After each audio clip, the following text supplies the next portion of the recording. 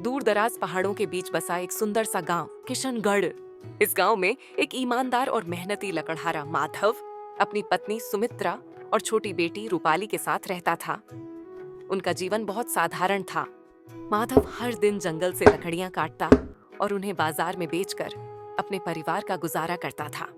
माधव के पास अधिक धन दौलत नहीं थी, लेकिन उसके पास एक स्वाभिमानी दिल और मेहनत का सहारा था। जलावन के लिए लकड़ियां। सुमित्रा घर संभालती और रूपाली की देखभाल करती थी। उनका घर कच्ची मिट्टी और फूस का था, लेकिन उसमें प्रेम और शांति का वास था। एक दिन माधव जंगल से लकड़ियां काटकर बाजार में बेचने गया। बाजार में लकड़ियां बेचने के बाद उसे थोड़े ही पैसे मिले थे। आज तो बहुत ही कम कमाई हुई है। चलो कोई नहीं, कल फिर से कमा लेंगे। जैसे ही वह अपनी झोपड़ी के करीब पहुंचा, उसने देखा कि उसकी झोपड़ी से धुआं उठ रहा है। अरे ये कैसा धुआं? वह चौंक गया और तेजी से भागकर घर पहुंचा।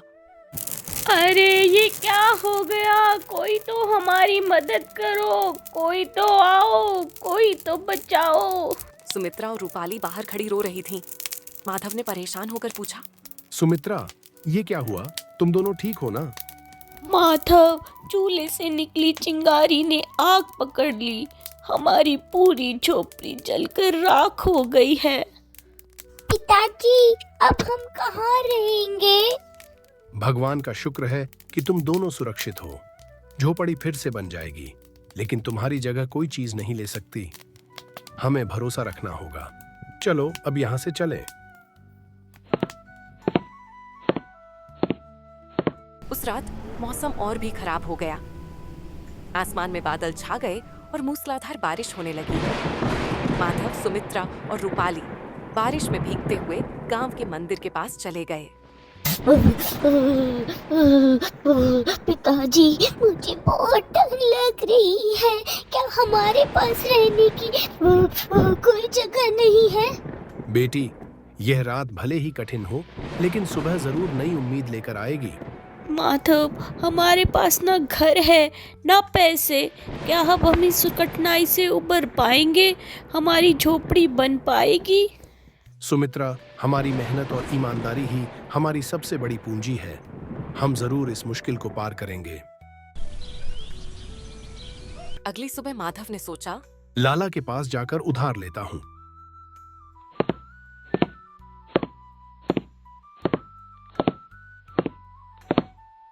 अरे भाई माधव, इधर कैसे आना हुआ? लाला जी, हमारी झोपड़ी जल गई है।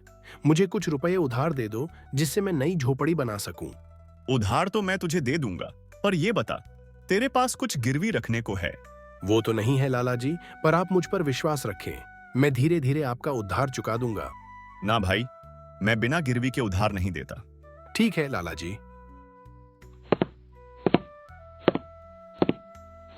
माधव ने गांव के मुखिया और कुछ धनी लोगों से मदद मांगने का फैसला किया। मुखिया जी, हमारी झोपड़ी जल गई है। क्या आप हमारी कुछ मदद कर सकते हैं? माधव, तुम्हारी परेशानी तुम्हारी अपनी है। हम सभी अपने अपने काम में व्यस्त हैं। हमें माफ करो, लेकिन हम तुम्हारी कोई मदद नहीं कर सकते। गांव के दूसरे लोग भी मदद देने से मना करते थे। किसी ने कहा, माधव, हमें खुद अपने परिवार की चिंता करनी होती है। तुम्हारी मदद करने का समय हमारे पास नहीं है। ठीक है, आप सबकी मर्जी। मैं खुद अपनी मेहनत से इस स्थिति से बाहर निकलूंगा। वापस खाली हाथ लौटते हुए माधव सोचने लगा, अब क्या करूं? बिना पैसे के नई झोपड़ी कैसे बनाऊं? क्या हुआ माधव? कुछ पैसों का इंतजाम हुआ? नहीं सुमित्रा, सभी ने पैसे देने से इनकार कर दिया। कोई बात नहीं, आप हिम्मत रखिए, सब ठीक हो जाएगा। माधव ने हार नहीं मानी। उसने जंगल में और ज्यादा मेहनत करने का निश्चय किया। वह हर दिन सूरज उगने से पहले जंगल जाता और देर रात तक लकड़ियां काटता। एक दिन लकड़ियां काटते समय उसे एक पुराना मिट्टी का बर्तन मिला।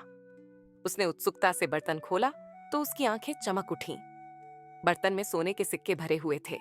माधव ने बर्तन उठाया और खुद से कहा, भगवान ने मेरी मेहनत का फल दिया है। यह हमारी जिंदगी बदल देगा। वापस लौटकर उसने बर्तन सुमित्रा को दिखाया। सुमित्रा चकित रह गई और बोली, माधव, ये तो किसी चमत्कार से कम नहीं। इन सिक्कों से हम न केवल झोपड़ी बनाएंगे बल्कि रूपाली की पढ़ाई और एक नया व्यवसाय भी शुरू कर सकते हैं। तुमने सही कहा सुमित्रा, इन सिक्कों से हम अपने सभी सपने पूरे करेंगे। अब हम एक पक्का घर बनाएंगे जहां हमें फिर कभी परेशान नहीं होना पड़ेगा। माधव ने सिक्कों को बेचकर पैसा इकट्ठा किया और गांव के बढ़ई से पक्का घर बनाने के लिए कहा। हम एक छोटी सी मिठाई की दुकान भी खोलेंगे। इससे हमें लकड़ियां बेचने के साथ एक और आय का जरिया मिलेगा। यह सच में हमारे लिए एक नई शुरुआत होगी। माधव ने गांव के बच्चों और महिलाओं के लिए सस्ते और स्वादिष्ट मिठाई बेचनी शुरू की। जल्द ही उसकी दुकान गांव में प्रसिद्ध हो गई। माधव की सफलता देखकर वही लोग जिन्होंने उसकी मदद करने से मना कर दिया था, अब उसकी तारीफ करने लगे। मुखिया ने माधव की दुकान पर आकर कहा, माधव, हमें माफ कर दो।